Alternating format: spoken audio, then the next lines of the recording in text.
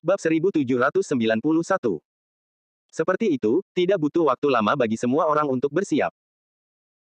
Dan ketika para Baimardian sudah siap berangkat, lilin-lilin yang tersisa pun padam dan seketika, sebuah gambar raksasa muncul di depan mata mereka. Apa? Banyak yang hampir melompat mundur jika saja tidak karena kata-kata menenangkan dari Landon saat gambar itu muncul. Landon segera menjelaskan apa yang sedang dilakukannya, memilih bahasa yang mereka gunakan sebagai mirv. Dan setelah menekan kurang dari play lebih besar dari soundtrack yang biasa didengarkan para Baimardian, kini muncul. Apa itu? Soundtrack untuk salah satu pertunjukan paling menakjubkan yang pernah diproduksi Baimard Game of Thrones. Tidak. Itu dia. Dudududun. Dudududun. Dudududun. Hati setiap orang tersentuh oleh sesuatu yang ajaib ketika musik tersebut dimainkan bersamaan dengan gambar istana dan wilayah. Sungguh menakjubkan melihat wilayah-wilayah muncul di peta. Ambrose hampir berdiri dari kursinya dengan ekspresi tercengang. Penguasa. Iya. Ia membuat musik dan gambar sendiri. Apakah kau melihatnya? Set. Takola dan para bangsawan lain selain Ambrose dengan cepat menyuruhnya diam ketika mereka juga merasakan irama itu. Pada titik ini, mereka begitu asyik dengan hal itu sehingga siapapun yang berani berbicara lagi, mereka akan mengiris orang itu hingga mati. Huff. Paman Ambrose, tidak bisakah kamu belajar cara menahannya? Julian melototkan taringnya ke arah Ambrose dengan kesal. Tetapi ketika wajahnya kembali ke layar yang diproyeksikan, wajahnya langsung berbuih. Ambrose. Apakah aku terlihat seperti objek yang bagus untuk diganggu? Ambrose hanya bisa mengunyah popcornnya tanpa daya sambil menonton layar. Dan sebelum ia menyadarinya, ia pun begitu asyik dengannya hingga ia tidak tahu kapan ia menghabiskan popcorn di tangannya. Bukan hanya dia, banyak pula yang sangat asyik dengan dunia yang diciptakan oleh Game of Thrones. Mereka melihat orang-orang berwajah gelap, orang-orang berwajah pucat, dan bahkan orang-orang berwajah biru. Tampaknya orang-orang zaman dahulu mengatakan kebenaran. Ada banyak orang dengan warna kulit berbeda di dunia luar. Fakta ini hanya terbesit di kepala mereka sesaat dan dengan cepat mereka lupa karena mereka teralihkan oleh adegan-adegan film laris yang menakjubkan di hadapan mereka. Sialan. Banyak sekali mayat di salju. Siapa yang melakukannya? Apa mereka tidak punya malu terhadap orang mati? Tepatnya, mengapa mereka mencabik-cabik tubuh mereka seperti itu? Ah, sudah kuduga. Itu penyergapan sejak awal. Oh, tidak. Mereka akan menangkap pria berwajah pucat dan kurus itu. Lari, pria berwajah pucat, lari. Wow, dia cantik sekali. Dia. Ah, bagaimana dia bisa tidur dengan kakaknya? Perut buncit. Dia butuh bantuan. Apa-apaan ini? Jadi kau menjatuhkan bocah kecil tak berdosa itu karena dia menemukan rahasiamu. Sialan. Di mana pedangku? Ayo dan ganggu seseorang yang seukuran denganmu. Aku suka gadis Daenerys ini, walaupun kakaknya sampah. Siapa bocah nakal berambut emas itu? Kenapa dia begitu menyebalkan? Apakah karena kamu bangsawan sehingga kamu berhak memperlakukan orang lain seperti itu? Geoffrey, benarkah? Kau bisa pergi ke neraka. Landon melihat pemandangan itu dan menyadari bahwa dia tidak akan pernah tua melihat reaksi orang-orang seperti itu terhadap barang-barang Baimardian miliknya. Semua orang, termasuk Takola, sekarang begitu asyik dengan episode itu hingga mereka mulai menggerutu dan mengumpat dengan marah setiap kali mereka membenci sesuatu. Bahkan para pelayan di ruangan itu mengepalkan tangan mereka erat-erat dan bersorak untuk orang-orang yang mereka sukai. Mereka juga bertepuk tangan dan tersenyum ketika segala sesuatunya berjalan sesuai keinginan mereka. Namun sebelum semua orang menyadarinya, episode itu telah berakhir, dan para Baimardian kini telah menyalakan lampu surya mereka yang sangat terang. Apa? Wajah semua orang menunjukkan ketidakmauan. Sudah selesai. Bisakah mereka mengatakan tidak ingin bangun? Bisakah mereka mengatakan sekarang ingin terus duduk dan menonton episode berikutnya? Pola merasa dia harus menyerahkan semua urusan hari ini kepada bawahannya dan terus mengawasi. Hei, bahkan seekor raja pun butuh waktu istirahat, kan? Orang-orang Baimardian dengan tenang memberi isyarat agar semua orang berdiri di sisi lain aula, sementara mereka memamerkan perlengkapan pembersih mereka yang menakjubkan. Wow! Mesin apa itu yang menyedot popcorn yang jatuh? Sapu yang bagus. Di mana mereka bisa mendapatkannya? Lihat. Pel yang menggunakan tongkat itu juga sangat efisien. Mulutnya seperti tanduk banteng, dapat melewati permukaan yang luas dalam waktu yang bersamaan. Tidak ada noda minyak, tidak ada kotoran di tanah.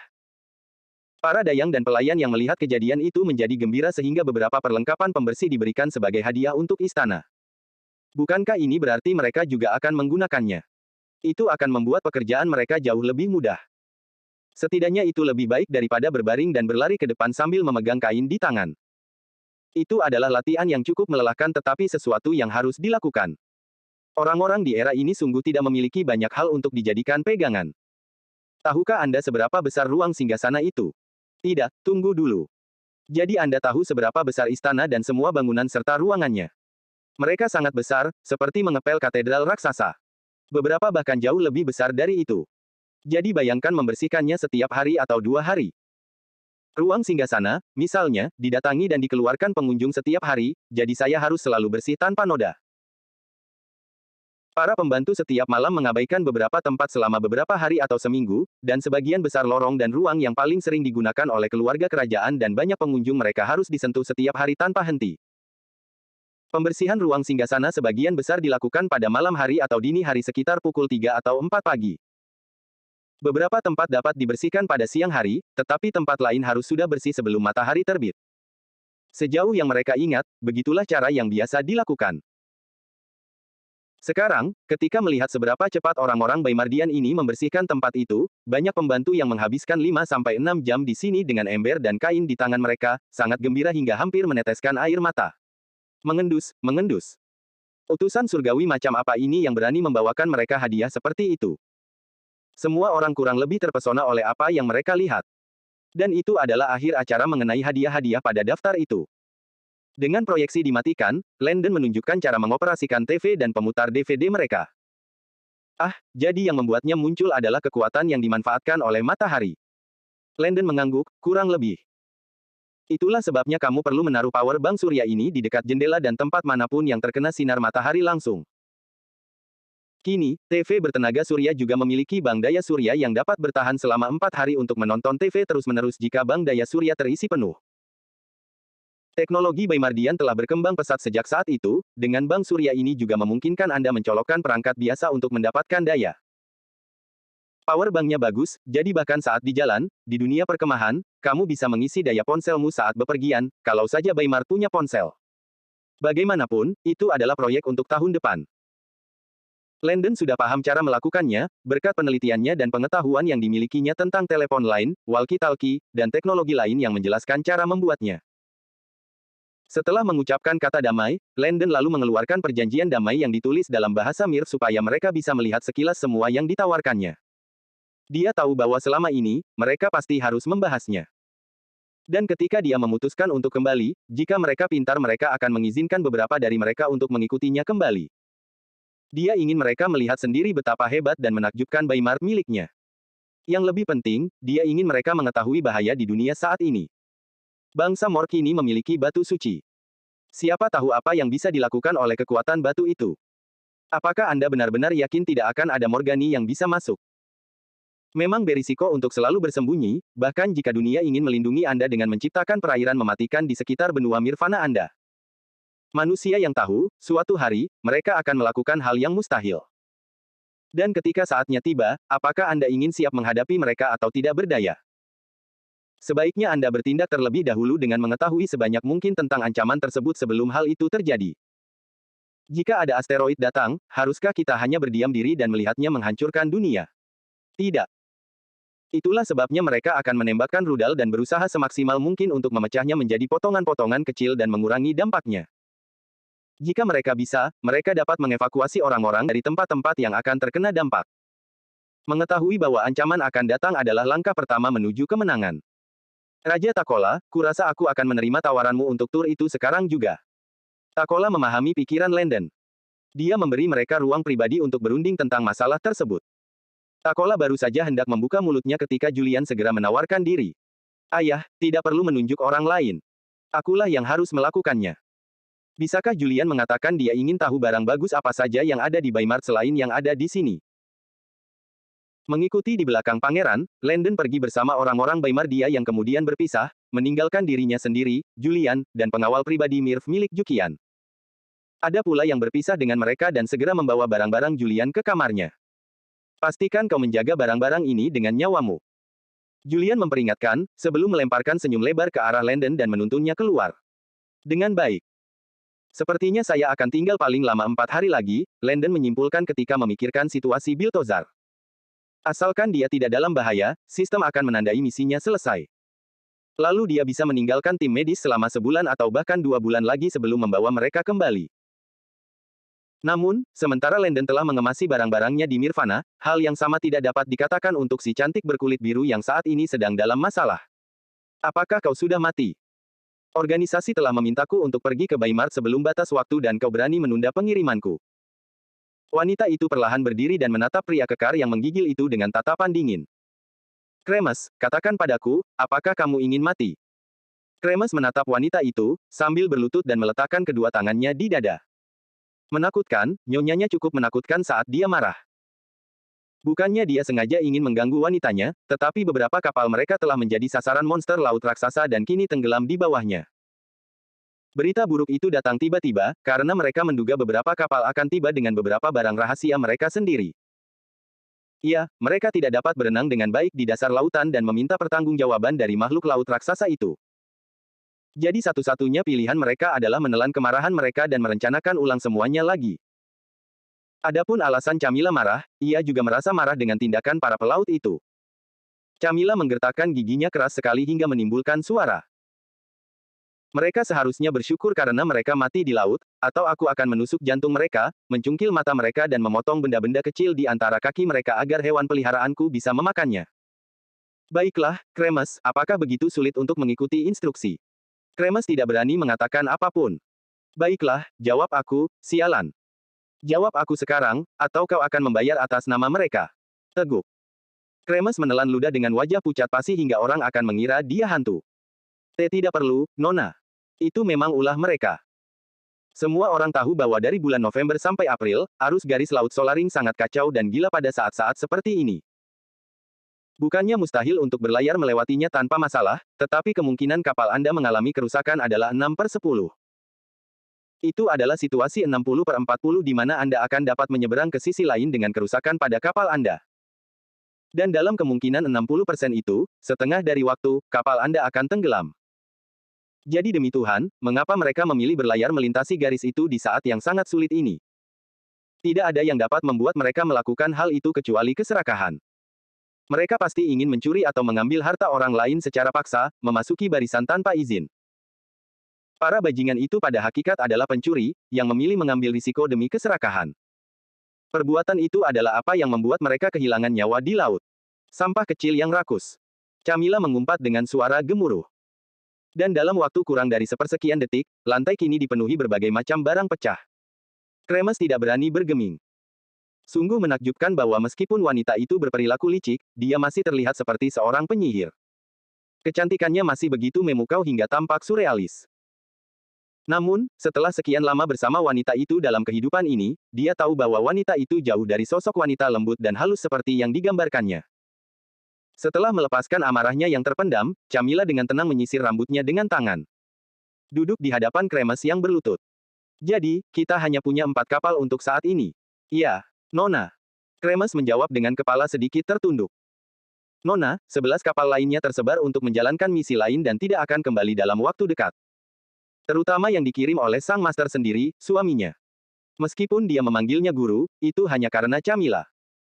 Dia adalah orangnya Camilla, dan semua orang tahu Camilla tergila-gila pada suaminya. Dia bisa membunuh untuknya dan memenggal kepalanya untuknya. Dia tergila-gila pada suaminya, dan suaminya pun tergila-gila pada dia, meskipun keduanya merupakan pasangan yang kacau yang suka membunuh orang lain bersama-sama. Kremes akan diam-diam menyalakan lilin di hatinya untuk siapapun yang secara terbuka memprovokasi keduanya.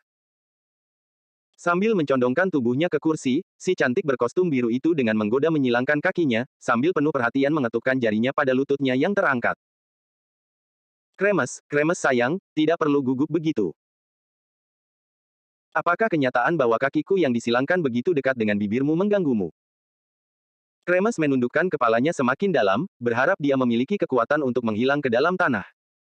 Mengapa wanitanya selalu mencoba menggoda dan menggodanya?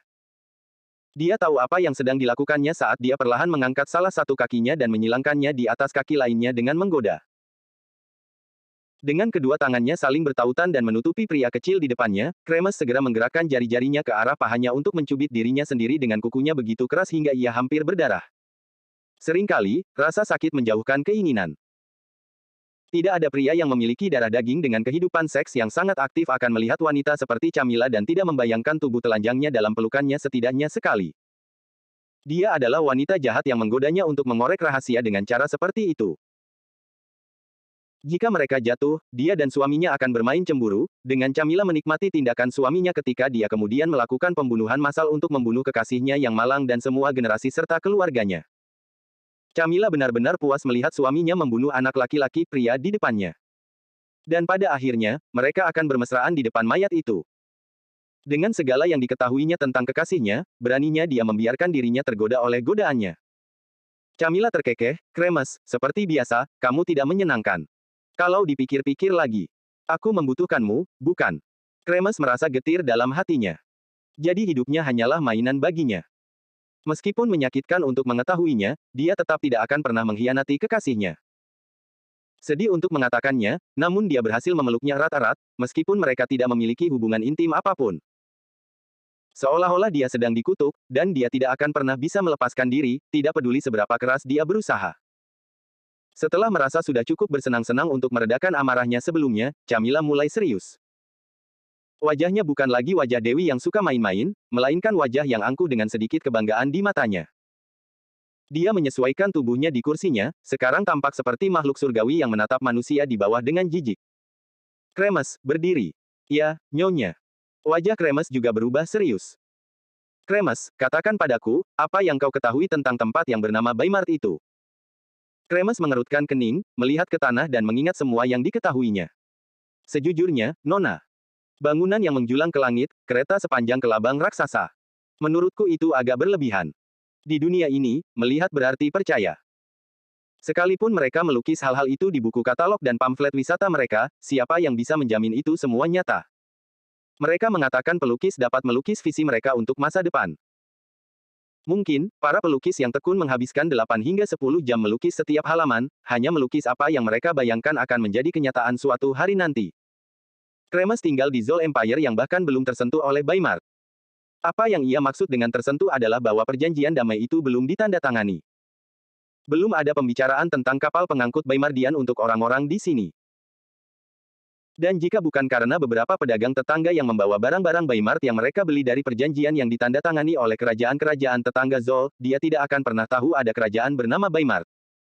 Omong-omong, bukankah Paino selalu memiliki 5 kerajaan? Carona, Deiferus, Yodan, Tarik, dan Arkadina. Jadi dari manakah kerajaan ke-6 ini berasal? Itu semua terlalu aneh baginya. Kerutan di dahi Kremes semakin dalam. Dia benar-benar tidak dapat memastikan apakah informasi yang dia miliki tentang Baymart itu asli atau tidak. Tampaknya dia terlalu lama tinggal di kekaisaran ini sehingga tidak lagi tekun mengikuti perkembangan dunia luar seperti yang biasa dilakukannya. Hal ini tidak bisa disalahkan padanya karena sebelumnya dia fokus pada beberapa misi yang diberikan Camilla dari Toeb. Dia punya tenggat waktu untuk menyelesaikannya atau lehernya akan menjadi taruhannya. Berada di Toeb memiliki keuntungan tersendiri, yang dengan senang hati ia nikmati. Namun, selalu ada sisi buruk dalam segala hal dalam hidup. Ini berarti dia pasti layak menerima fasilitas-fasilitas itu. Misi harus diselesaikan dan ia memiliki rentang upaya kegagalan tertentu yang boleh dilakukannya. Anda gagal sekali, tidak apa-apa. Kembalilah, pikirkan faktor-faktor yang tidak diketahui yang muncul dan lakukan lagi.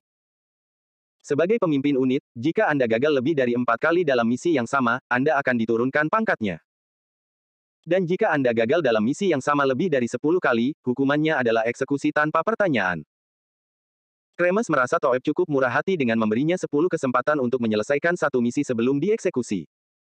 Ini adalah salah satu alasan mengapa dia sangat mencintai organisasi tersebut. Beberapa orang akan menyerbu dan membunuhnya setelah dia gagal 1 kali dalam misi, tetapi tidak dengan Toeb. Mereka menghargai para anggotanya, menurutnya begitu, bahkan sampai membalas dendam terhadap Toeb yang gugur di manapun di dunia. Bukankah itu organisasi yang baik? Yang tidak diketahui Kremes adalah bahwa Toeb tidak terburu-buru membunuh anggota mereka sehingga populasi mereka tetap berkembang pesat. Setelah Anda gagal ke-6 kalinya dalam misi, Anda diminta kembali ke Morgani untuk menjalani pelatihan intensif dan brutal selama 4-8 bulan untuk membuat Anda super kuat. Apa yang akan Anda hadapi di Morgani tiada duanya akan membuat Anda sangat tangguh.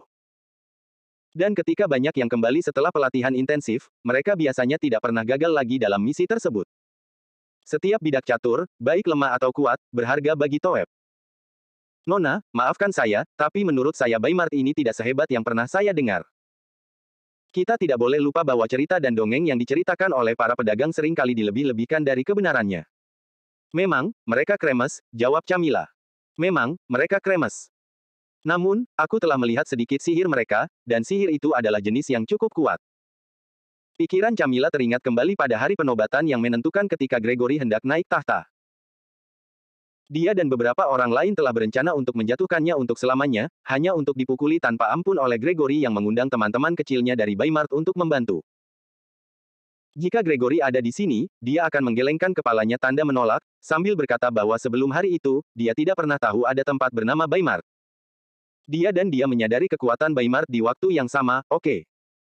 Hari itu adalah hari yang paling memalukan dalam hidupku. Camilla mengepalkan tangannya erat-erat, membiarkan kukunya menancap ke dagingnya. Mereka memang kuat, memiliki penyihir yang bisa menyambar petir dan menghancurkan tanah di bawahnya. Camilla berbicara tentang banyaknya bahan peledak yang dijatuhkan dari balon udara. Sampai sekarang, banyak orang lainnya masih percaya bahwa itu adalah ilmu sihir. Ledakan itu begitu keras hingga terdengar seperti suara gemuruh yang menggelegar. Dia ingat telinganya menjadi tuli pada suatu saat dan juga teringat cahaya kilat yang kuat yang ditimbulkannya, granat akrobat, yang membuatnya tidak stabil dan membuatnya buta untuk sementara waktu. Iya. Itu adalah saat yang paling menakutkan dalam hidupnya, dia takut dia tidak akan pernah bisa melihat lagi atau bahkan mendengar lagi. Semua yang terjadi bagaikan mimpi. Sepanjang hidupnya, dia tidak pernah percaya akan ada ahli sihir kuat yang mampu membuatnya begitu tidak selaras dengan tubuhnya sendiri. Dia menulis laporan terperinci kepada atasannya tentang Morgani, berharap mereka benar-benar memahami kekejaman dan kekuatan para penyihir Baimardian yang perkasa itu. Kremes membuka dan menutup mulutnya karena terkejut, mendapati narasi wanita itu terlalu menakutkan dan tidak dapat dipercaya. Wajahnya sekarang meregang karena khawatir dan prihatin terhadap kesejahteraannya. Tetapi Nona, karena Baimart dan Gregory memakai celana yang sama, Anda tidak seharusnya pergi ke Titarian dalam waktu dekat. Ya, Camilla mengangguk tanpa ekspresi. Aku tidak akan pergi ke Titarian. Tapi, ada sesuatu yang perlu kau ketahui tentang misi baru yang diberikan kepadaku ini. Ada apa? Jantung Kremes berdebar kencang. Dia punya firasat buruk tentang ini. Nona, ada apa? Kremes, aku sudah meninggalkan panci dan melompat ke dalam api. Dengan kata lain, misimu ada di Baimart. Iya, kata Camilla. Aku akan menuju Baimart dan tetap di sana, mengamati dan mengumpulkan informasi tepat di bawah hidung mereka. Pupil mata Kremes membesar pada tingkat yang mengkhawatirkan. Terlalu berbahaya. Apa yang akan terjadi pada kekasihnya jika dia ketahuan dan tertangkap? Meskipun wanitanya kuat, jika orang-orang Baimardian ini sekuat yang dikatakannya, maka pengumpulan informasi akan jauh lebih sulit dari yang diantisipasi. Nona dan Anda akan pergi sendiri-sendiri. Baiklah. Itulah sebabnya saya memerlukan barang-barang khusus pada kiriman untuk meramu beberapa hal saya sendiri. Untuk pertahanan, tentu saja. Dia mendengar orang Baimardia memeriksa pelabuhan mereka, memastikan tidak ada senjata dan racun yang masuk ke wilayah tersebut. Terlebih lagi, Anda juga tidak dapat mengirimkan bahan mentah untuk hukuman racun. Tampaknya mereka melarang pengunjung membawa sejumlah bahan mentah beracun ini. Segala tanaman herbal dan barang-barang dalam jumlah besar seperti itu hanya dapat diimpor ke dalam kekaisaran oleh pemerintahan Baimardian sendiri. Terlebih lagi, mereka juga menjaga barang-barang ini seperti elang begitu mereka memasuki Baimart. Konon semuanya disimpan di suatu tempat yang mereka sebut wilayah bawah.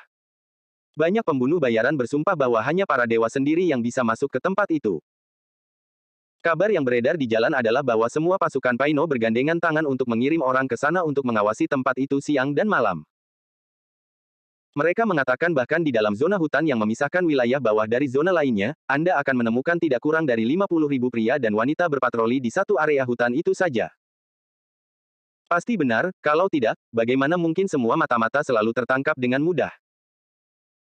Camilla tidak tahu bahwa berkat kacamata pemanas dan penglihatan malam, bahkan jika penyusup bersembunyi dengan hati-hati, mereka akan selalu tertangkap.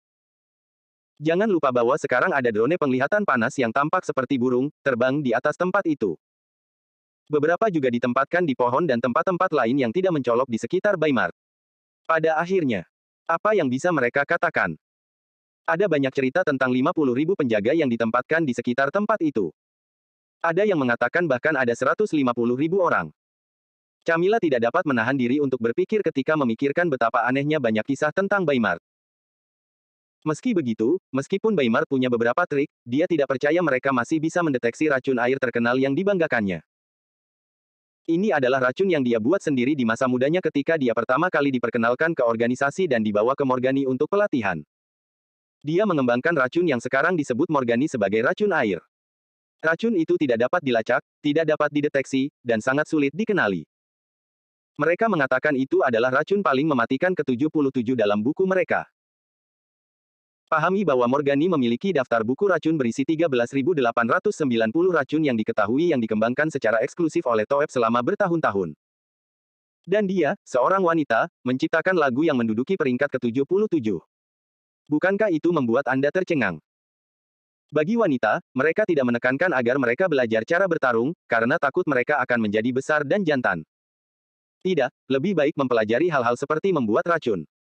Meskipun Camilla tahu cara bertarung, dia juga tidak begitu hebat dalam hal itu. Apa yang menyelamatkannya sebagian besar waktu adalah dia menaruh racun pada senjatanya atau entah bagaimana melemahkan lawannya dengan cara yang tidak pernah mereka duga. Jangan salah paham, dia menemukan bahwa dia dapat dengan mudah bertarung melawan mereka yang tidak terlatih dalam Morgani. Tetapi jika Anda menyuruhnya melawan mereka yang benar-benar berlatih Morgani, dia akan kalah sangat cepat. Itulah yang dia duga di masa mudanya dan memutuskan untuk memilih jalan menjadi ahli racun. Itu sempurna. Dan saat dia kembali dari pelatihan, dia meninggalkan jejaknya di Titarian, membuat namanya terkenal sebagai wanita tak tersentuh. Tentu saja, dia juga menggunakan kecantikan alaminya untuk keuntungan pribadi, membuat banyak orang terhipnotis oleh setiap gerakannya. Lihatlah Kremes. Dia pasti lebih kuat darinya dan dapat dengan mudah membunuhnya tanpa banyak usaha. Namun, dia sekarang telah menguasainya. Dia tidak akan berani menyakitinya, bahkan jika dia menusukkan tangannya ke dadanya dan merobek jantungnya. Aduh, lucu sekali. Lucu sekali dia peduli padanya, meskipun tahu dia tidak peduli sedikit pun. Dia bisa membawakan sebuah kernel, dan dia tetap tidak akan memberi nilai F. Dia dan beberapa bawahan setianya dicuci otaknya di masa mudanya ketika dia mulai mencari bawahan yang bisa dia panggil bawahannya. Mata Camilla menyipit saat memikirkan Baimar, aku tidak percaya. Saya tidak yakin mereka punya cara untuk mendeteksi racun air saya. Bahkan kepala penjara terhebat di Morgani, Master Tomasi, tidak dapat mendeteksinya. Camilla terdiam sejenak dengan sedikit kebanggaan di raut wajahnya. Menurutnya, penjaraku luar biasa karena tidak terdeteksi. Dengan racun lain, jika Anda menjatuhkan benda tertentu atau bahkan tanaman ke dalamnya, racunnya akan berubah warna lain atau hilang. Tetapi, tidak ada reaksi apapun yang muncul saat mereka mencoba melihat apa yang dapat membantu dalam mengungkap racun kepada orang yang menjadi sasaran racun tersebut. Itulah mengapa disebut racun air. Kelihatannya seperti air sungai dan rasanya juga seperti itu. Bukankah itu luar biasa? Camilla tidak percaya Baimart akan mampu mengidentifikasi atau bahkan merasakan racunnya, sementara Morgani tidak mampu. Kremes, aku tidak tahu bagaimana caramu melakukannya. Tapi carikan bahan-bahan itu untukku. Kau tahu bahan-bahannya. Dia, Camilla, akan membuat beberapa batch racun air untuk dibawa ke Baimart. Bagaimana mereka akan tahu jika belum ada metode deteksi yang dikembangkan? Kremes mengangguk, bersumpah untuk melakukan yang terbaik untuk menemukan mereka secepat yang dia bisa. Wanita itu paling lama punya waktu seminggu 2 hari untuk tinggal di sini sebelum pergi. Mereka sudah berada di wilayah pesisir, jadi dia bisa berlayar kapan saja dia siap. Kremes telah memutuskan bahwa apapun yang dikatakan wanita itu, dia akan ikut dengannya. Beruntungnya, dia telah menyelesaikan semua tugas yang diberikannya. Pahamilah bahwa dia adalah bosnya. Toeb memberikan tugas kepada para bos, yang kemudian mendistribusikan tugas tersebut kepada para pemimpin tim mereka. Bosnya memiliki 31 pemimpin tim yang bekerja di bawahnya. Dia misalnya, mengawasi 4.800 orang. Ada yang mengurus 2.000 orang, ada yang mengurus 8.000 orang. Dan dia, sang bos, adalah orang yang mengatur mereka semua. Nona, saya permisi dulu. Pergilah, sahut Camilla sambil memperhatikan siluet kepergiannya dengan senyum licik di bibirnya.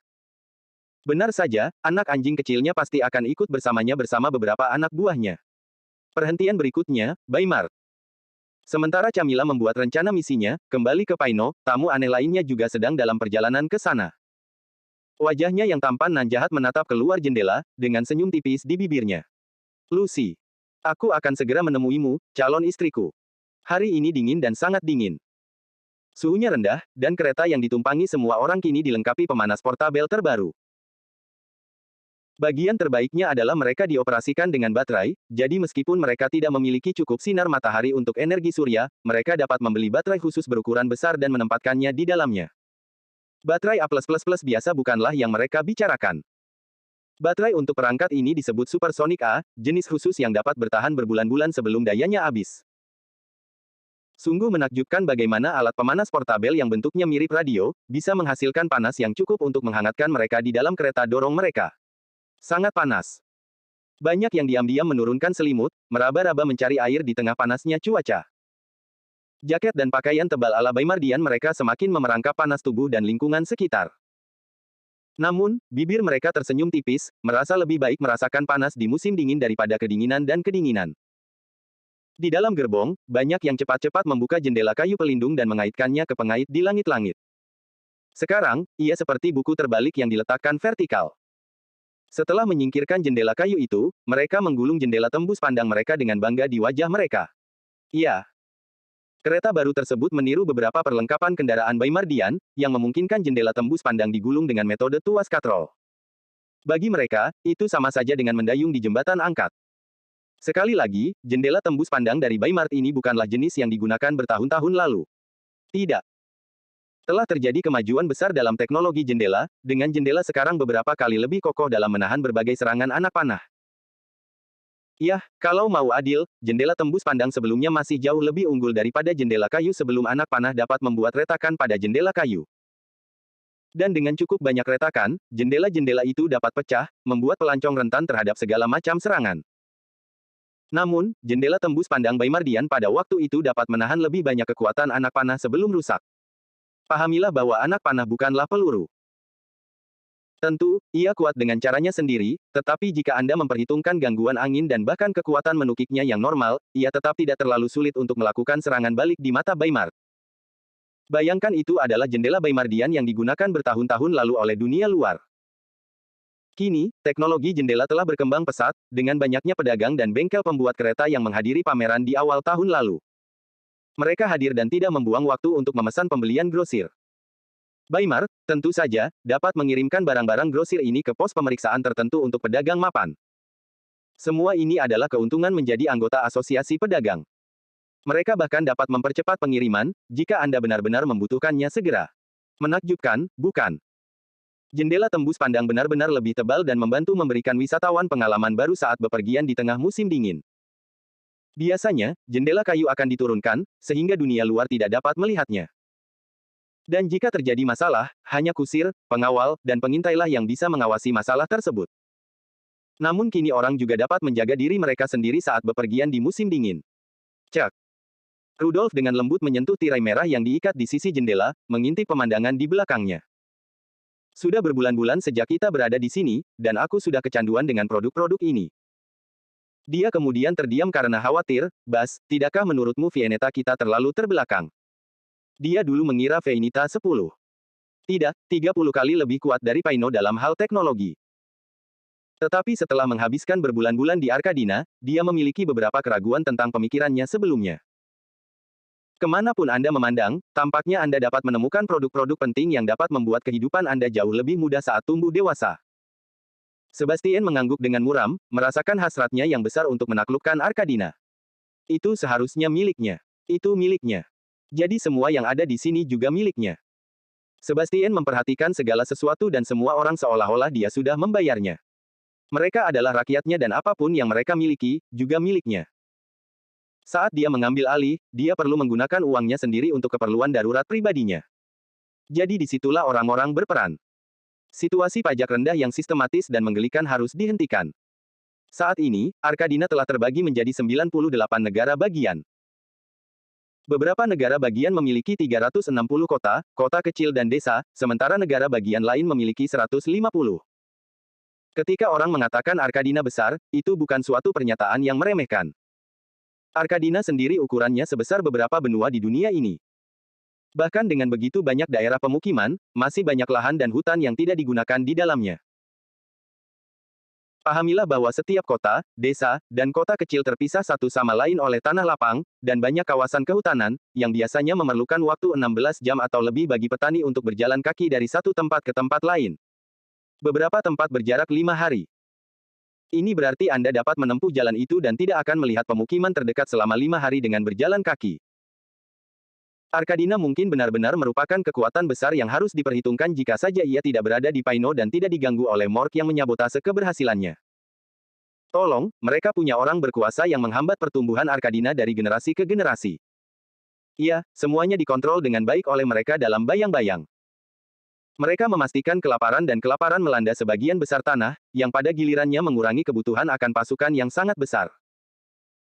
Meskipun para bangsawan bersikap tiran, mereka juga paham bahwa jika mereka membiarkan para petani tidak punya jalan keluar, pemberontakan sesungguhnya akan terjadi. Mereka memastikan para petani mendapat makanan, tetapi tidak cukup untuk membuat mereka kuat. Dan bagaimana mereka melakukannya? Tetapi mengenakan pajak berkali-kali dalam satu musim. Mereka dapat mengenakan pajak kepada petani sebanyak 3 kali hanya dalam satu musim, dan beberapa bahkan membesar-besarkannya dengan mengenakan pajak sebanyak 5 kali. Mereka mengambil setengah dari hasil panen mereka setiap kali mereka datang. Ya, setengahnya adalah bentuk kemurahan hati. 80% selalu pergi ke mereka. Ia memberi makan tentara dan keluarga mereka sementara kekayaan mereka tetap ada dan tumbuh melimpah. Iya, Sebastian ingin berkuasa, seperti yang pernah dilakukan Alec Barn. Bajingan itu mungkin musuhnya, tetapi metode monarkinya memang mengesankan. Itu miliknya, sepenuhnya miliknya.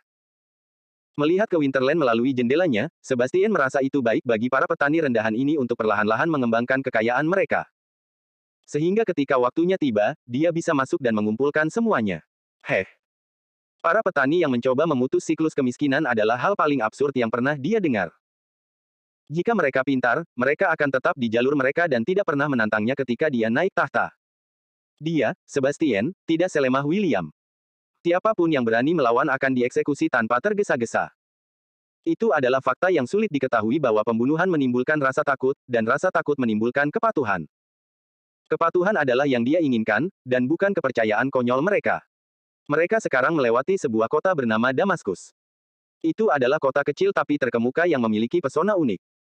Dalam 3 jam lagi, kegelapan akan menyelimuti daratan, kata Sebastian. Kita berhenti di sini untuk hari ini. Tentu, kaulah bosnya. Rudolf mengetuk dinding di belakangnya, sebelum membuka bagian kotak persegi kecil yang tertutup rapat di dinding tersebut yang juga mempunyai mulut logam aneh yang berlubang-lubang di dalamnya. Kotak logam itu untuk komunikasi. Dengan kata-kata Rudolf, tidak butuh waktu lama bagi kusir untuk berhenti di depan sebuah hotel terkenal yang memiliki sumber air panas sendiri di belakang. Itu sangat terkenal karena menyediakan layanan terbaik dan juga memiliki pendapatan bintang 2. Ini adalah pencapaian besar bagi hotel manapun di luar Weimar. Banyak yang terjebak di bintang 1, tetapi hotel besar di kota kecil mampu menerobos. Sebastian dan Rudolf belum mengetahuinya, tetapi bahkan mereka sekarang telah mengubah standar mereka tentang tempat seperti apa yang dapat mereka tinggali. Di kota terakhir, mereka tidur semalam, hal pertama yang mereka tanyakan adalah di mana hotel bintang 2 berada. Dan ketika mereka diberitahu semuanya sudah dipesan penuh, mereka tidak punya pilihan selain beralih ke hotel bintang 1, ingin hanya melihat mereka yang berada di eselon atas kategori bintang 1. Tahukah Anda sekarang bahwa setiap kota memiliki buklet hotel yang dikompilasi? Sekarang ada bangunan wisata terkenal di setiap kota. Kota yang memperbolehkan orang masuk dan membaca majalah-majalah ini di ruang tunggu. Tentu saja, Anda harus membayar waktu tunggu untuk masuk. Itulah salah satu cara tempat ini menghasilkan uang. Tidak seperti zaman modern, orang tidak datang hanya beberapa menit lalu pergi. Mereka datang dan tinggal di sana selama berjam-jam, mencoba menyerap dan menghafal semuanya dengan hati. Seperti yang dikatakan, orang-orang di era ini lebih mempercayai otak mereka dan bekerja 100 kali lebih keras untuk mengingat setiap detail kecil karena suatu hari nanti itu mungkin akan menyelamatkan mereka. Tidak ada internet, tidak ada data, tidak ada ponsel di luar. Mereka perlu menghafalnya. Itulah sebabnya bahkan mereka hafal hotel-hotelnya. Anda membayar waktu Anda di Longe Turis, jadi Anda bisa masuk dan melihat banyak buklet yang mereka miliki tentang kota mereka. Ada buklet restoran, tempat untuk bersenang-senang, klinik dan rumah dokter penyembuhan semuanya ada di sana. Pemandangan yang indah dan buklet aktivitas juga. Berkat banyak bisnis yang bergabung dengan beberapa asosiasi di Weimar, mereka diberi publisitas gratis sebagai hadiah selamat datang untuk mereka. Jadi Weimar datang ke sini, mengambil gambar dan bahkan menulis tentang tempat usaha mereka, meletakkan semuanya di buklet dan buku. Banyak yang memperhatikan bahwa setelah tempat usaha mereka dimasukkan dalam buklet ini, bisnis mereka melambung lebih tinggi lagi. Sungguh menakjubkan bagaimana hal yang begitu sederhana telah memicu reaksi berantai yang hebat. Siapa yang akan tahu bahwa trik pemasaran kecil seperti itu akan menghasilkan lebih banyak uang bagi mereka? Ada juga pemandu Anda yang tersedia dan situs penyewaan kereta sekarang bermunculan di mana-mana dan di sana. Anda dapat menyewa kereta dan kusir dari mereka selama sehari, atau bahkan seminggu. Saat menyewa, Anda juga harus menyewa kusir yang akan mengikuti kereta kemana-mana. Dengan cara ini, mereka dijamin akan mendapatkan kembali kereta mereka. Para kusir ini sebenarnya adalah penjaga yang akan berfungsi ganda sebagai perlindungan Anda saat bepergian di sekitar kota. Orang-orang ini juga mengetahui peraturan kota, sehingga masalah atau kebingungan yang Anda hadapi dapat dengan mudah diselesaikan oleh mereka. Iya. Sekarang semuanya sudah diatur secara terperinci agar dapat dilihat oleh wisatawan atau pejalan kaki. Meski begitu, mereka yang berhasil melewati peringkat bintang 2 akan diberikan lebih banyak fasilitas iklan. Billboard di Baymart, iklan radio dan TV. Tentu saja, di wilayah mereka, mereka juga mendapatkan iklan billboard. Dengan persetujuan William, Baymardian akan memasang beberapa billboard di sekitar kota selama 4 musim. Mereka dijamin akan mendapatkan iklan billboard selama 2 bulan kapanpun mereka mau dalam setahun. Selain itu, mereka akan memajang gambar tempat usaha mereka di dinding bangunan wisata ini dan banyak area di wilayah mereka. Dan terakhir, akan ada artikel surat kabar tentang mereka. Pada akhirnya, semakin tinggi Anda mendaki, semakin banyak peluang pemasaran yang akan mereka dapatkan, sehingga mereka mendapatkan pelanggan.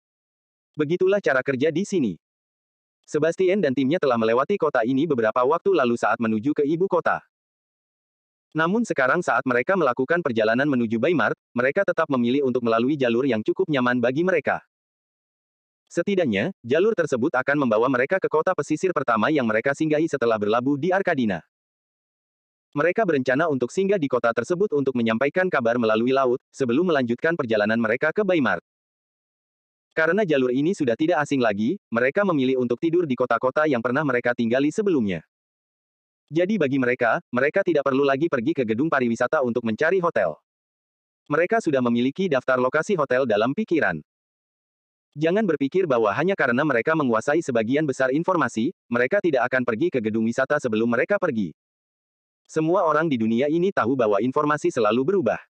Berita minggu lalu mungkin tidak sama dengan berita minggu ini. Jadi apa yang mereka lihat beberapa bulan lalu mungkin tidak sama sekarang.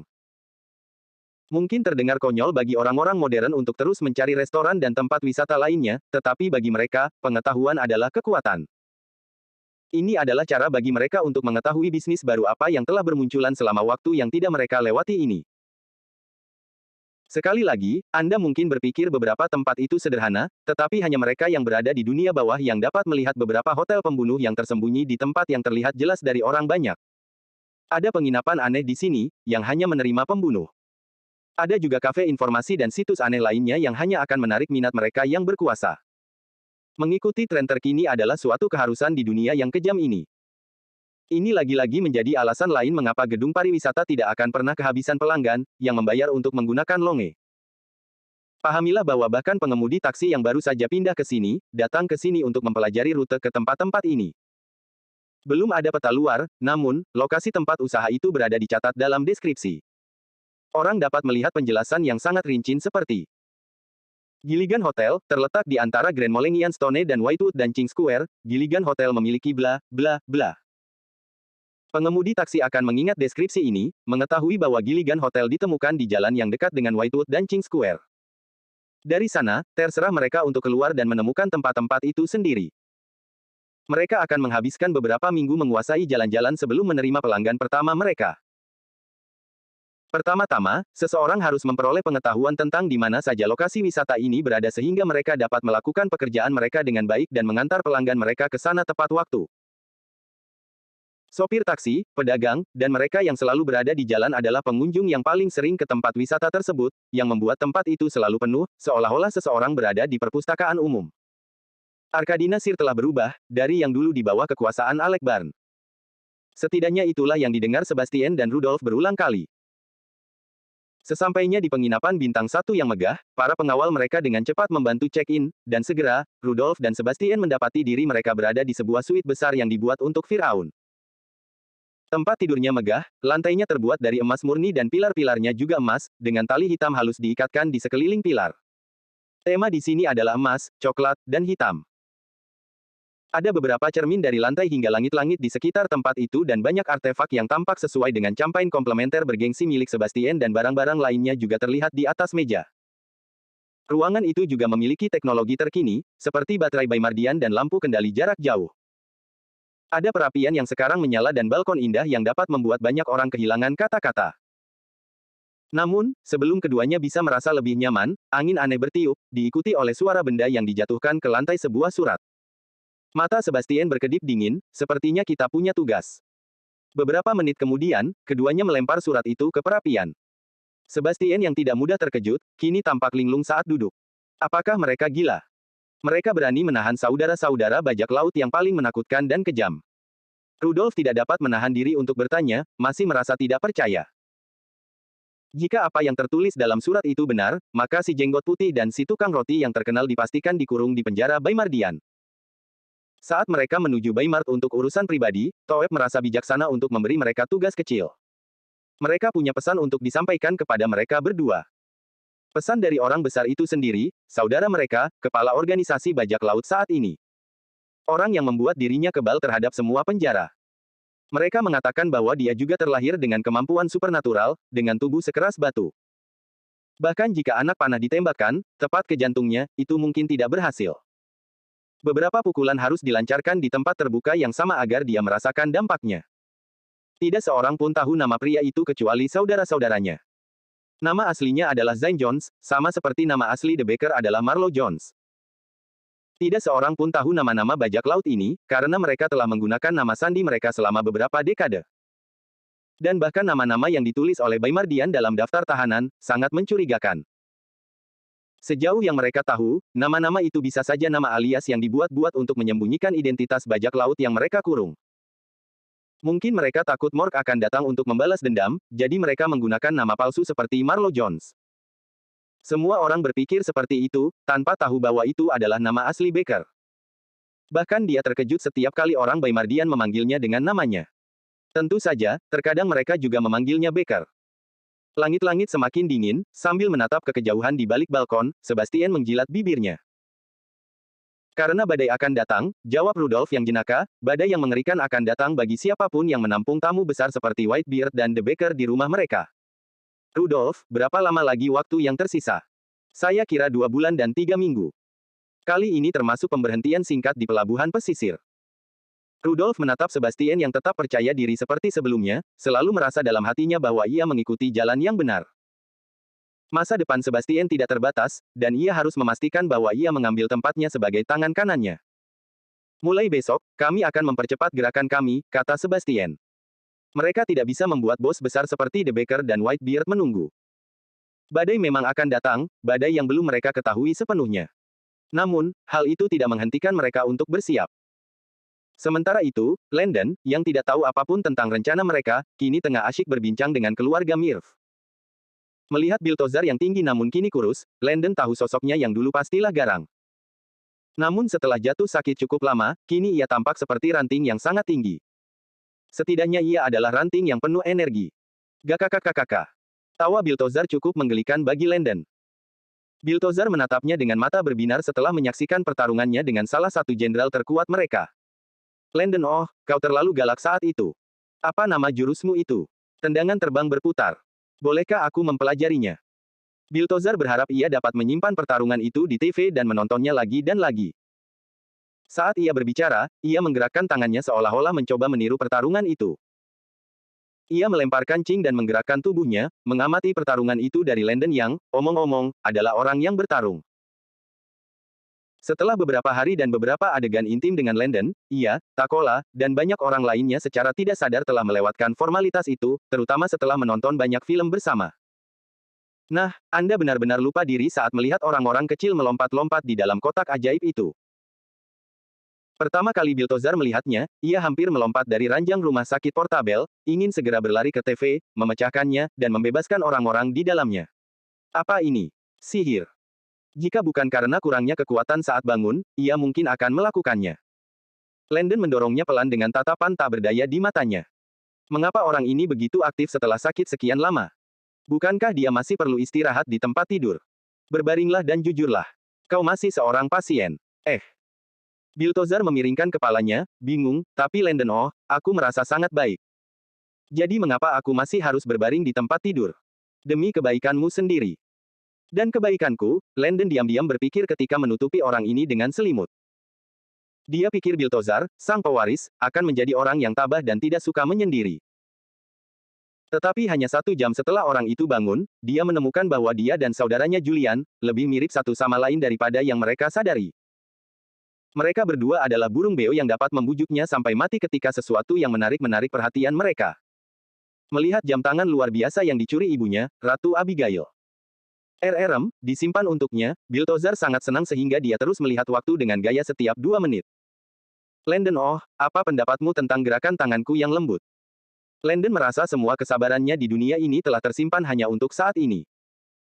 Para penyembuh Mirv yang datang berkunjung, tertawa geli saat melihat mata Landen yang tak berdaya. Hei, mereka juga tidak curiga sedikit pun terhadap misi Landen setelah persaingan besar antara orang-orang mereka dan orang-orang Baimardia. Anda dapat mengetahui banyak hal dari cara seorang pria bertarung. Mereka tidak mungkin salah. Landen, oh, tidak jahat hatinya. Mereka menambahkan oh kepada seseorang yang mereka rasa dekat. Setelah menonton film dan menghabiskan waktu bersama, Takola dan banyak orang lainnya merasa seolah-olah mereka telah mengenal Landen selama puluhan tahun. Itu adalah hal ajaib yang dimiliki Landen, oh, kekuatan untuk membuat siapapun merasa nyaman. Landen, oh, maukah kau mengajakku melihat kerajaanmu? Tentu saja, kata Landen. Mereka akan berangkat dalam 2 hari.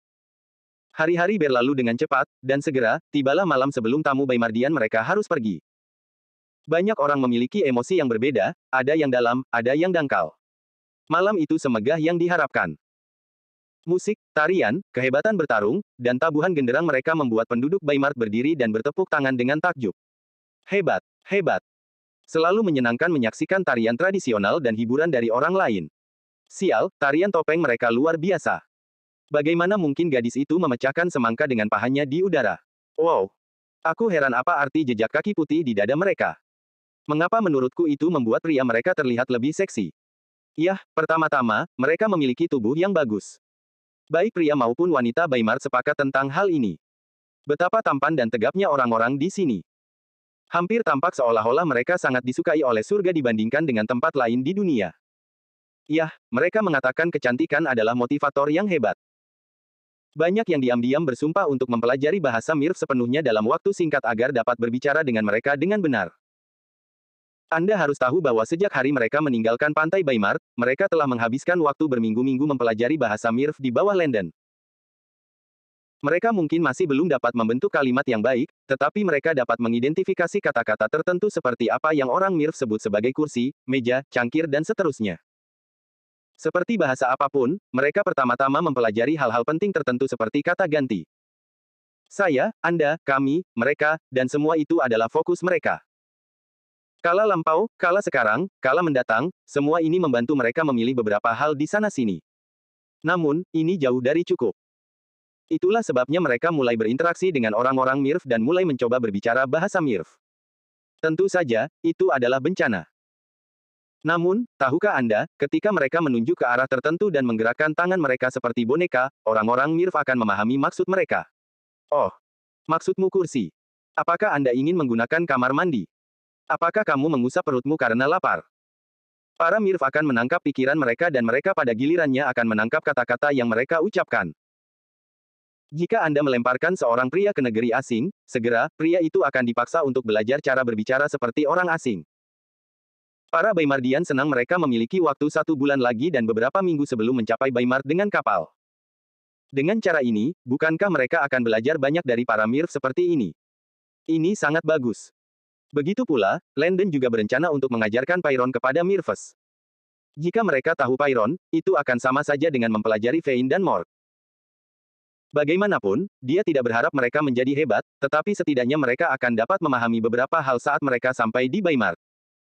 Selama di sana, dia juga akan terus memberi mereka pelajaran. Tahukah Anda bahwa di sebagian besar wilayah perjanjian yang baru ditandatangani, setiap kali dia mengirim guru untuk kembali dan mengajar Pyro di berbagai kekaisaran, kebanyakan orang lulus tahap pemula setelah hanya 3 bulan belajar. Beberapa memang membutuhkan waktu hingga 5 dan bahkan 6 bulan untuk diklasifikasikan sebagai pemula dalam bahasa tersebut, tetapi yang lain membutuhkan waktu 3 bulan sebelum maju ke tahap menengah. Jadi, jika dia memberi mereka 1 bulan dan 2 minggu kursus bahasa yang konstan, bukankah mereka akan selalu melalui kurva belajar 3 bulan yang biasa? Dia tidak mengatakan bahwa mereka semua akan mencapai tahap pemula dalam 3 bulan, tetapi orang-orang di Powertrain melatih otak mereka jauh lebih keras daripada petani, yang menunjukkan betapa cerdasnya era ini. Jika petani biasa dapat mengingat setiap detail kecil di jalan dan bahkan menggunakan bayangan dan objek lain untuk menghitung waktu per jam begitu sering, bayangkan bagaimana mereka yang berkuasa. Kebutuhan dan kehausan akan pengetahuan adalah keuntungan terbesar era ini. Mereka tidak dapat hidup tanpanya. Mereka terus mencari lebih banyak informasi untuk mengisi otak mereka, tidak peduli seberapa banyak teknologi yang diciptakan Landon. Ini juga sesuatu yang diperhatikan Landon. Baymart memiliki internet, tetapi para pemuda tidak malas. Landon telah memastikan bahwa meskipun segala sesuatunya dipermudah bagi mereka, mereka juga harus menggunakan otak mereka secara teratur. Dia benar-benar percaya bahwa dunia yang hanya bergantung pada teknologi akan gagal. Bagaimana jika kiamat tiba dan Anda kehilangan segalanya, semua buku dan semua teknologi? Lalu apakah Anda akan kembali ke zaman manusia gua? Agar era ini memasuki era galaksi sebelum dia, mereka harus selalu menjaga tenggorokan pengetahuan itu tetap hidup. Ini yang dia pahami. Dia selalu merasa bahwa bumi seharusnya sudah lama memasuki era galaksi, tetapi terlalu bergantung pada teknologi. Bahkan dengan internet yang tersedia, banyak orang memberikan jawaban bodoh untuk pertanyaan yang terkenal. Bagaimana Afrika bisa menjadi sebuah negara? Bagaimana Anda bisa mengatakan Jepang berada di Amerika Selatan? Apakah Anda yakin pikiran Anda baik-baik saja? Jika orang-orang di era ini mempelajari peta dengan saksama, mereka bahkan akan hafal jalan menuju rumah orang asing. Bagaimanapun, dengan cukup waktu di atas kapal dan tidak ada hal lain yang harus dilakukan selain menikmati perjalanan yang damai, Landon berencana untuk mendedikasikan waktunya untuk mengajar. Dan pada hari-hari tertentu, keluarga Mirv dan semua orang hanya boleh berbicara bahasa Pairon. Pada hari-hari lainnya, semua orang harus berbicara bahasa Mirv. Dia akan memberikan tugas kelas dan menilainya juga. Jangan berpikir karena mereka berada di laut lepas maka dia tidak akan menganggapnya serius. Untuk saat ini, semua orang makan dan menikmati hiburan dengan senyum hangat. Lezat. Makanan apa ini? Jenis hewan apakah burung raksasa yang mereka makan ini? Di atas meja terdapat burung-burung besar yang telah dimasak dan diisi dengan berbagai macam sayuran. Berkat rempah-rempah Baymardian yang diberikan kepada mereka, para juru masak yang mencicipi hidangan itu dengan cepat bereksperimen, hanya untuk mendapatkan ekspresi terkejut pada akhirnya. Bagaimana menambahkan rempah-rempah ini dapat membuat perbedaan yang begitu besar? Tiba-tiba, mereka merasa semua yang mereka makan sebelumnya mentah. Sementara keluarga Baymardian di meja menikmati daging berserat yang aneh itu, keluarga Mirv di sisi lain menikmati rasa baru yang belum pernah mereka rasakan sebelumnya. Sial, semuanya terlalu bagus. Perayaan berlangsung cukup lama hingga akhirnya tiba saatnya untuk tidur. Banyak juga yang pulang lebih awal, berencana untuk mengucapkan selamat tinggal kepada beberapa orang lain sebelum pagi tiba. Daftar telah lama disusun, dan para Mirv yang menuju Baymar telah lama bersiap. Setiap orang yang pergi diizinkan untuk membawa serta keluarga mereka. Hebat. Saatnya melihat negeri asing. Malam semakin larut, tetapi Julian muda masih belum bisa tidur. Jadi ayah benar-benar ingin pergi tanpa aku. Mustahil. Tidak saat aku bertugas. Ayah, maafkan dia atas ketidakpatuhannya kali ini. Julian diam-diam berpikir, sambil meluncur turun dari sisi tempat tidurnya dan berguling ke sudut yang lebih gelap untuk berlindung. Dan kemudian, seperti pencuri di malam hari, bersandar di dinding, menyatu dengan kegelapan hingga dia mencapai ruang lemari pakaiannya yang besar. Fiuh. Untungnya, dia cepat-cepat mengambil salah satu senter Baymardian yang bagus yang diberikan sebagai hadiah beberapa hari yang lalu. Yang mulia. Suara yang jauh membuat Julian yang berusia 7 tahun merasakan kulit kepalanya geli. Gila. Dia mematikan sakelar senter dan dengan cepat kembali ke kamar utamanya ke tempat tidurnya dengan gerakan sembunyi-sembunyi yang ringan. Yang mulia. Seorang penjaga muncul di ruangan itu melalui jendela, melihat ke sekeliling sebelum menuju ke tempat tidur Julian dengan ekspresi bingung. Aneh. Bukankah aku baru saja melihat cahaya? Penjaga itu bergumam, menunggu beberapa saat sebelum meninggalkan kamar Julian setelah melihat dia tertidur lelap. Bubum. Bubum. Jantung Julian hampir melompat keluar dari dadanya saat penjaga itu mencondongkan tubuhnya terlalu dekat kepadanya. Ia takut akan tertangkap, tetapi untungnya, keberuntungannya terlalu baik. Setelah 45 menit, Julian bangkit untuk melanjutkan misinya. Saudara Landon Oh mengatakan bahwa tombol ketiga adalah opsi redup. Cahayanya terlalu terang. Saya harus meredupkannya ke yang terendah. Jika seseorang pernah memegang pengering rambut sebelumnya, ia akan melihat angka numerik I, 2, dan 3 pada beberapa mesin pengering rambut. Dunia saat ini tidak seperti era modern yang aman. Orang-orang menginginkan senter tetapi juga tidak menginginkan sesuatu yang berkata, "Hei, ini aku, para pembunuh, datang dan bunuh aku sekarang." Saat lampu dinyalakan, pengaturannya adalah 4.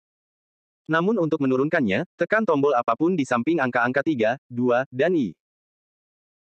Pengaturan terendah adalah I, yang membuatnya sangat redup sehingga tidak memantulkan cahaya ke sekeliling Anda, sehingga orang-orang yang berada jauh pun waspada. Mau pergi tanpa saya? Jangan pernah berpikir tentang itu. Julian mengerutkan kening dengan ekspresi penuh tekad di wajahnya, mengemas celana, kemeja, dan jaket kesayangannya ke dalam tas travel by Mardian mewah baru yang juga dibawanya. Wah, tas itu memiliki roda yang dapat digulung, tetapi sekarang dia tidak perlu menggunakannya karena dia sedang dalam misi siluman. Dan demi Dewa Angin, di mana koper-koper lainnya yang dia tangkap? Di mana mereka menaruhnya? Julian membuka dan menutup mulutnya karena khawatir. Mungkinkah ayah telah mencurinya? Jika Takola tahu kata-katanya, dia pasti akan menghajar putranya ini sampai babak belur. Siapa sebenarnya yang mencuri dari siapa di sini? Apakah koper-koper itu milik Julian sejak awal? Dengan sangat cepat, Julian mengemas barang bawaannya untuk pertama kalinya dalam hidupnya, merampoknya seperti anak kecil yang akan lari darinya. Dia dengan cepat mengemas beberapa pakaian, menggulungnya seperti bakso. Setelah itu, dia meletakkan Game Boy barunya dan beberapa gadget by Mardian yang sangat penting yang menurutnya akan membuatnya mati tampaknya. Satu-satunya kekhawatirannya adalah TV. Dia menyukainya tetapi terlalu besar untuk dibawa. Sikat gigi, pasta gigi, kaos kaki, pakaian dalam, akhir-akhir ini, dia sudah terbiasa dengan produk-produk by Mardian penting sehari-hari ini. Meskipun dia berusia 7 tahun, karena seberapa besar orang-orangnya yang seperti orc hijau, Julian memiliki tinggi badan seperti anak berusia 11 tahun. Dia benar-benar besar. Yah, setidaknya tidak sebesar raksasa yang pada usia 7 tahun, memiliki tinggi badan seperti anak berusia 13 tahun. Nah, sekarang setelah barang-barangnya dikemas, tantangan terbesar Julian adalah membawa dirinya dan kopernya ke pesawat by Mardian terdekat dan menemukan cara untuk menyelinap masuk. Iya. Jika mereka meninggalkan Nirvana dan menyadari dia berada di kereta terbang beberapa jam kemudian, mereka tidak punya pilihan selain terus merawatnya. Bahahaha. Sungguh brilian. Rencananya memang cerdik jika dia sendiri yang mengatakannya. Julian merasa ingin menepuk punggungnya sendiri, tetapi dia hanya bisa menyimpan perayaannya untuk nanti. Sekarang perayaannya masih berlangsung, meskipun beberapa orang sudah tidur, bukankah mereka bilang perayaannya dari malam sampai pagi? Julian berpikir keras, sebagian besar penjaga seharusnya berpatroli di lokasi perayaan. Jadi, jika aku bisa menyelinap melalui bla, bla, bla dan sampai ke bla, bla, bla, maka aku akan ikut. Julian tiba-tiba merasa dirinya adalah Ethan Hawke dalam Mission Possible. Setelah menonton film by Mardian Spy yang mengagumkan itu, Julian merasa ia bahkan dapat menyentuh langit. Mengetahui seseorang mungkin sedang mengawasi tidak jauh dari jendelanya, Julian tahu ia hanya dapat menggunakan lorong rahasianya untuk keluar. Untungnya, ia telah memberitahu para penjaga dan pembantu bahwa ia tidak akan meninggalkan kamarnya besok sebelum waktu makan siang. Ia memberitahu mereka dalam keadaan apapun mereka tidak boleh datang ke kamarnya untuk mengganggunya. Bahkan untuk sarapan pagi. Alasannya adalah ia telah makan terlalu banyak selama pesta dan tidak perlu sarapan. Dia juga memberitahu ibunya agar meninggalkannya sendiri sampai waktu makan siang. Hei! Para by Mardian berangkat tepat pukul 10 pagi. Jadi saat makan siang, dia sudah lama pergi. Baiklah, saatnya pergi. Sambil mendorong batu aneh di dinding, Julian segera menemukan tangga rahasia baru. Sambil melangkah masuk, ia menunggu dinding di belakangnya menutup sebelum menyalakan senternya. Sekarang, lampu senternya tidak lagi redup. Kali ini, ia tidak lagi berhati-hati, tetapi memilih berlari dengan kecepatan penuh. Ia berlari dan berlari, melewati dan berputar-putar melewati beberapa anak tangga dan lorong, hingga ia mencapai pintu keluar rahasia di taman pribadi ayahnya. Ini adalah tempat terdekat baginya untuk melihat pesawat terbang di sekitar istana. Dengan kepala menyembul di antara semak-semak, ia terus melakukan gerakan diam-diam, maju, mundur, dan bersembunyi bila perlu. Hei, kau mendengar sesuatu? Ayolah, apa kau tidak terlalu serius? Aku sama sekali tidak mendengar apa-apa. Pembicaraan seperti ini akan terus berlanjut dimanapun dia lewat, tetapi tidak ada yang memergokinya. Otot-ototnya menegang, keringat membasahi dahinya, kupu-kupu berterbangan di perutnya. Julian merasakan indranya meningkat seperti yang belum pernah terjadi sebelumnya. Ketakutan, kecemasan, dan kegembiraan semuanya bercampur menjadi satu ketika dia dengan diam-diam menukik ke depan seperti belati pembunuh. Bisakah dia merasakannya? Iya, dia bisa. Dia bisa merasakan otot-ototnya membengkak karena tekad setelah melihat sebuah pesawat terbang tidak terlalu jauh. Julian melihat pesawat terbang itu dan terkejut. Hah. Hahaha. Dia menutup mulutnya untuk menghentikan tawanya saat memikirkan keberuntungannya yang luar biasa. Di depan, Landon Oh sedang berbicara dengan dua penjaga Mirv yang juga memegang kotak kardus tertutup di tangan mereka. Terima kasih atas bantuan kalian semua. Itu yang terakhir. Aku akan menuntun kalian ke depan dengan kotak-kotak itu dan segera kembali untuk menutup pesawat. Apakah aman untuk membiarkan pintunya terbuka di sini? Keluarga Mirv mengangguk penuh semangat, Yang Mulia Landon, benar. Anda berada di istana kerajaan, jadi tidak ada yang berani melakukan apapun pada pesawat Anda. Bagus. Julian bahkan lebih gembira saat melihat kakak Landon Oh mengambil kotak lain dan memimpin pengawal Mirv maju. Gakakakakakaka. Tawa riang Julian sangat mirip dengan tawa Biltozar. Gakakakakakaka. Mata Julian berbinar-binar saat melihat pemandangan yang diatur oleh surga di hadapannya. Sial, pasti Dewa Angin yang membuka jalan untuknya. Ups, Julian melompat kembali ke semak-semak setelah melihat Landon menghentikan langkahnya dan tiba-tiba menoleh ke arahnya. Yang Mulia Landon, ada apa? Landon menggelengkan kepalanya seolah sedang berpikir keras, tidak ada. Aku hanya merasa tembok tamanmu cantik. Hampir saja. Julian merangkak untuk mengintip, dengan tangan di dadanya. Fiuh. Hampir saja dia sampai di sana. Julian juga merasa bangga, tahu bahwa dia sangat hebat dan pintar karena bisa menghindari begitu banyak penjaga tanpa terdeteksi. Kakak Landon Oh bilang dia akan kembali setelah menjatuhkan kotak itu, jadi aku harus bergerak cepat. Dengan pikiran itu, Julian melompati tembok taman setinggi pinggang, berlari ke pesawat secepat yang dia bisa. 1, 2, 3, berhasil. Dia melompat masuk sambil membawa barang bawaannya dan segera menuju ke bagian belakang. Tentu saja dia tidak bodoh karena tetap berada di depan. Dia melihat beberapa kursi, yang kemudian dia tahu dirancang seperti pesawat komersial. Pesawat ini adalah pesawat berkapasitas 60 tempat duduk dengan 3 baris kursi. Dan di belakang kursi-kursi itu ada kamar mandi dan yang mengejutkan, kompartemen lain dengan segala macam rangka penyimpanan yang sudah berisi barang bawaan. Iya. Sebelumnya hari ini, semua orang yang akan pergi telah mengirimkan barang bawaan mereka kepada para Baymardian. Setiap orang hanya diperbolehkan membawa maksimal 2 buah koper dengan ukuran tertentu. Mereka diberi tahu barang-barang apa saja yang boleh mereka bawa. Uang boleh, pakaian yang menurut mereka bagus, dan apapun yang membuat mereka teringat kampung halaman. Namun, tidak ada barang berat yang diperbolehkan, kecuali pedang yang diambil dan dikunci di dalam peti penyimpanan. Tentu saja, semua orang bisa bepergian dengan belati pengaman di sepatu bot mereka yang masih dalam sarung pelindung.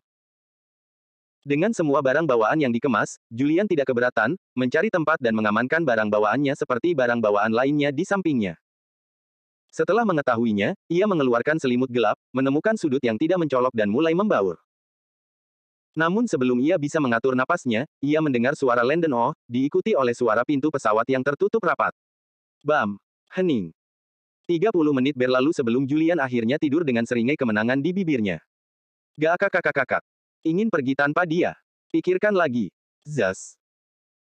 Julain kecil tertidur lelap, begitu lelapnya sehingga ia bahkan tidak menyadari ketika Landon, Takola dan beberapa orang lain datang, membetulkan posisinya, dan tertawa dalam hati. Anakku, kamu terlalu muda untuk membodohi siapapun. Hari berikutnya datang terlalu cepat bagi banyak orang yang berkerumun di sekitar pesawat, menyaksikan Mirv pemberani mereka terbang untuk pertama kalinya. Cuaca di sini di Mirvana cukup misterius. Mereka hampir tidak pernah mengalami salju, hanya 3 atau 5 kali sepanjang musim dingin. Suhu sekarang mirip dengan kerangka waktu ketika musim semi beralih ke musim panas. Ada matahari di luar, tetapi tidak terik matahari. Dan menjelang sore, suhu berubah menjadi dingin dan sejuk.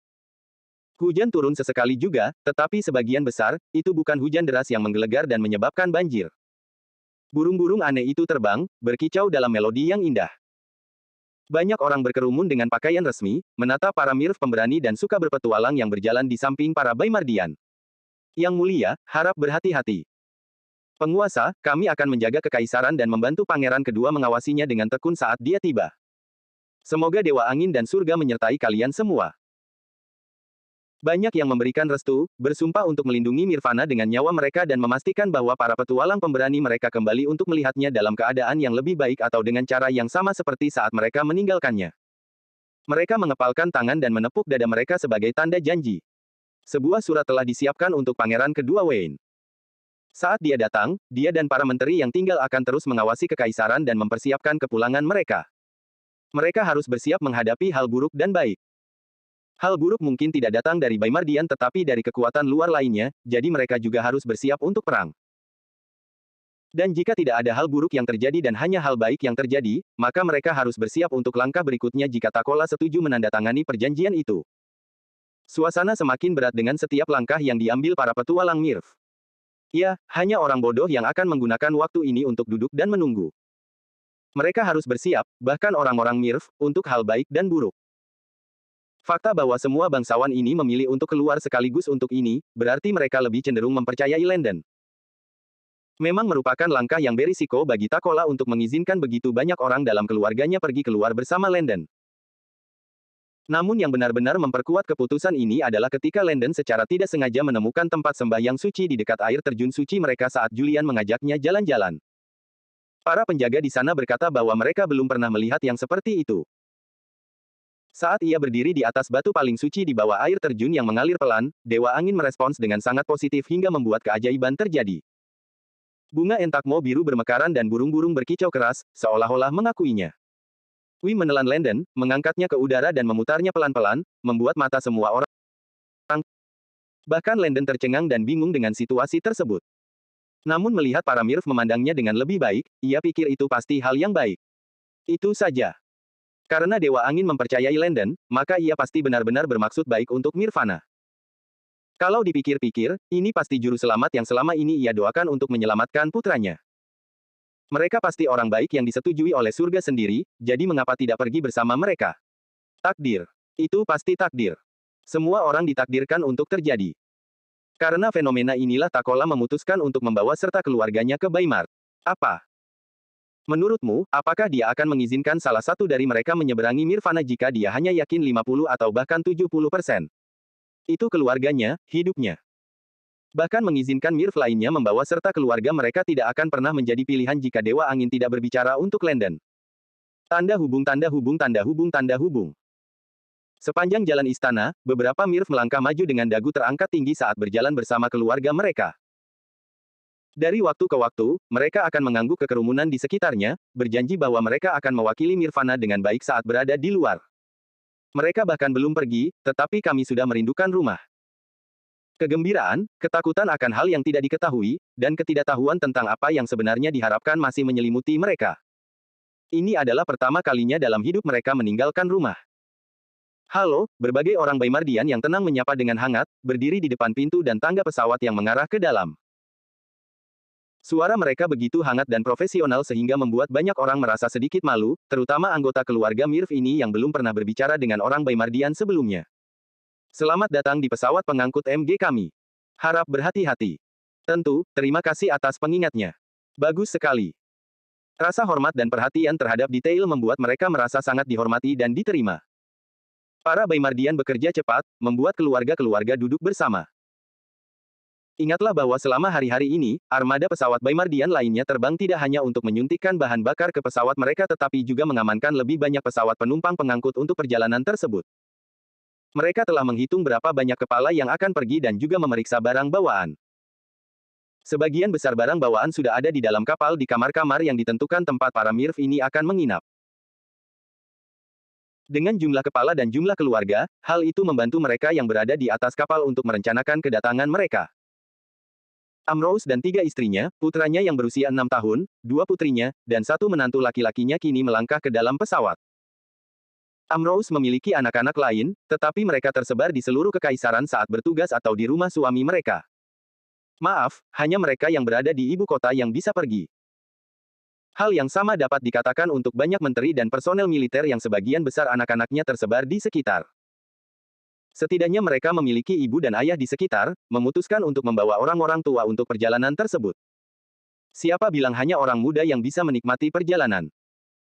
Setelah kabar tentang persetujuan Dewa Angin tersebar, orang tua beberapa orang yang masih hidup, memilih untuk ikut serta tanpa malu-malu, bertingkah seperti anak manja.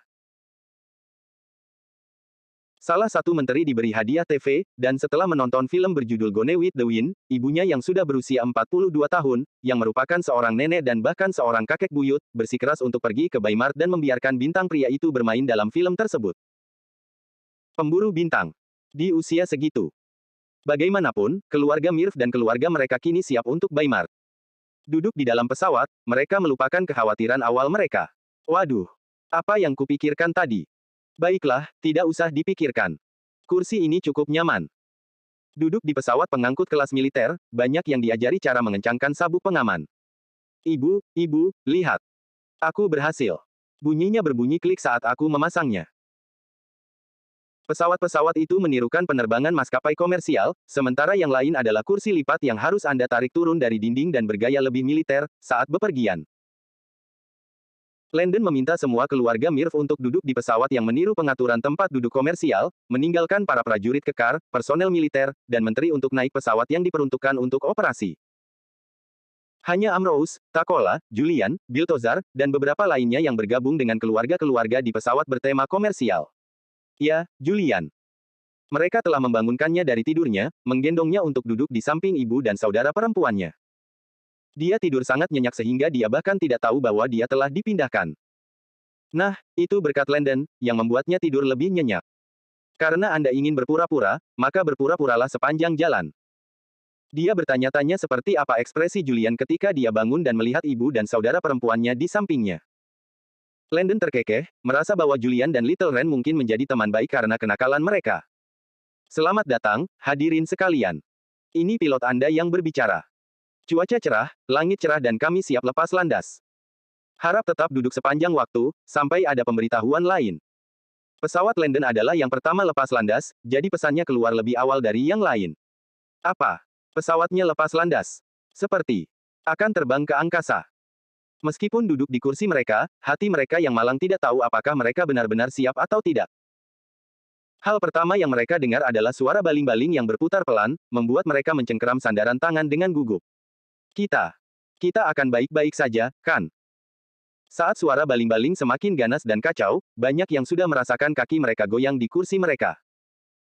Ketakutan menjalar ke seluruh tubuh mereka, membuat wajah mereka pucat pasi saat mereka terus mencondongkan tubuh ke arah jendela. Mereka yang berada di pesawat tanpa jendela hanya bisa menatap tanah dengan segala macam animasi gila yang terlintas di benak mereka. Mereka yang berada di jendela pesawat menatap keluar dengan mata terbuka, menyaksikan kerumunan orang mundur beberapa langkah lagi saat merasakan angin dari baling-baling pesawat bertiup. Semuanya terjadi seperti film, tanpa waktu bagi otak mereka untuk berpikir. Dan segera, mereka merasakannya. Mereka merasakan berat di tubuh mereka saat pesawat mengangkat kakinya. Ada sedikit guncangan dari pesawat sebelum akhirnya lepas landas. Ah! Terlalu mendebarkan. Kepalaku menyuruhku untuk tidak menonton, mataku terus mengintip melalui jari-jariku. Naik. Kita naik. Hahaha. Aku tahu bahwa kereta terbang ini pasti disetujui oleh Dewa Angin setelah melihatnya memuntahkan begitu banyak angin yang membuat mereka yang menonton terdorong ke belakang. Hebat. Jadi inikah kekuatan aneh yang dibicarakan oleh Yang Mulia Landon beberapa hari yang lalu? Benar, kurasa kekuatan itu mencoba menarikku jatuh semakin tinggi kita melangkah. Sial. Kenapa aku tidak menemukan kekuatan aneh ini lebih awal? Ibu, lihat. Kita akan segera menyentuh awan di atas sana. Hebat. Orang-orang Baymardian ini luar biasa. Bagaimana mereka bisa menciptakan kereta terbang yang begitu cerdik? Bagaimana otak mereka tumbuh? Pengalaman itu sangat surrealis dan mengejutkan bagi banyak orang. Tidak butuh waktu lama sebelum pesawat mencapai ketinggian yang tepat, menstabilkan diri, dan bergerak maju tanpa tergesa-gesa. Pesawat kedua sudah setengah jalan untuk mencapai ketinggian yang tepat dan akan mengikuti di belakang Landon. 1, 2, 3, setiap pesawat terbang mendapat giliran untuk terbang dan mengikuti di belakang. Hingga tak lama kemudian, tak ada lagi pesawat terbang yang melakukan uji coba di halaman istana. Di bawah sana, orang-orang terus menatap pesawat-pesawat yang menghilang dalam diam. Namun, wajah mereka dipenuhi rasa kagum dan hormat. Baru setelah pesawat-pesawat itu benar-benar menghilang dari pandangan mereka, mereka mulai berbicara dan berpencar. Seorang anak berusia 3 tahun, menatap langit, mengepalkan tangan dan berpikir dengan bibir penuh tekad di matanya. Ibu, saat aku besar nanti, aku akan mengendarai kereta terbang itu dan membawamu bepergian kemanapun yang kau mau. Ibunya mengacak-acak rambutnya sambil tersenyum hangat, tentu saja, kau akan melakukannya. Anak laki-lakiku akan melakukan apa yang dia katakan. Anak laki-laki itu berseri-seri gembira, dan wanita itu perlahan menurunkan tirai keretanya, memberi isyarat kepada kusir untuk menyingkirkannya. Beberapa orang menonton pertunjukan itu sambil berdiri dengan dua kaki, sementara yang lain menonton dari kereta mereka. Sekarang pertunjukan telah berakhir, sudah waktunya untuk pulang. Sang ibu tidak menanggapi perkataannya dengan serius, merasa bahwa kereta terbang yang begitu indah itu harus diayak dengan orang-orang pilihan yang unik yang memiliki berbagai macam kemampuan di dalamnya. Mengetahui bahwa putranya yang kecil dan konyol itu, bagaimana mungkin dia bisa bersaing dengan orang-orang seperti itu? Sang ibu berpikir demikian tetapi tidak tahu bahwa dalam 15 hingga 20 tahun, putranya yang berusia 3 tahun itu memang akan menjadi salah satu dari kelompok pilot pertama Nirvana yang terbang ke angkasa.